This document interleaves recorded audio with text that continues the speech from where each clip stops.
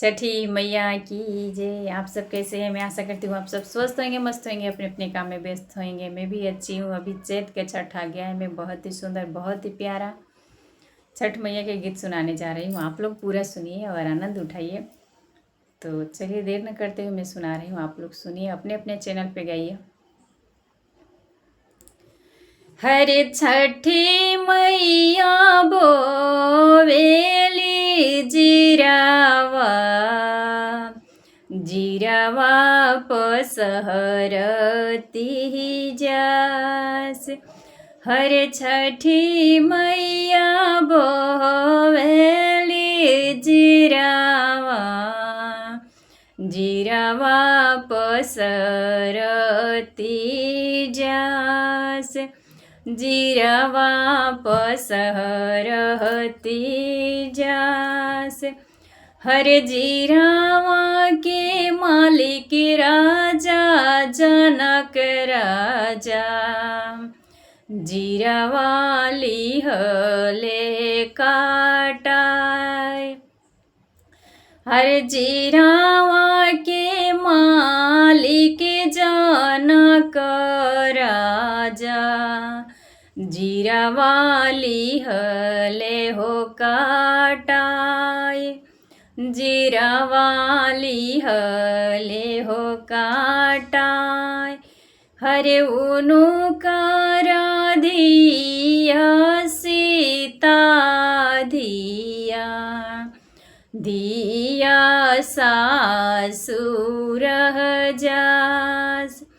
हरे उनु कर बेटी सीता बेटी, बेटी सासुर जास, बेटी सासुर जास। अरे उनके पारेला जीरावा खोइचा, खोइ जीरावा गमकती जास। अरे आमा दिहली जीरावा खोइचा, जीरावा गमकती जास, जीरावा गमकती जहाँ। कवन राम की बेटी, कवन बेटी, हर कवन पापा की बेटी, कवन बेटी, बेटी सासुर हो जास, बेटी सासुर जास। अरे आमा दिहली पियर चुनरिया, चुनरी चमकती जास। हरे आमा दिहली पियर चुनरिया, चुनरी चमकती जास, चुनरी चमकती जास।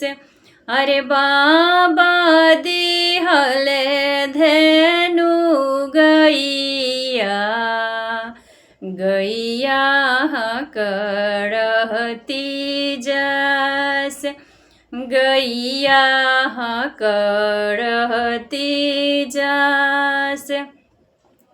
हरे भाभी दिहली खोइछा धनावा, धनावा गड़त जास।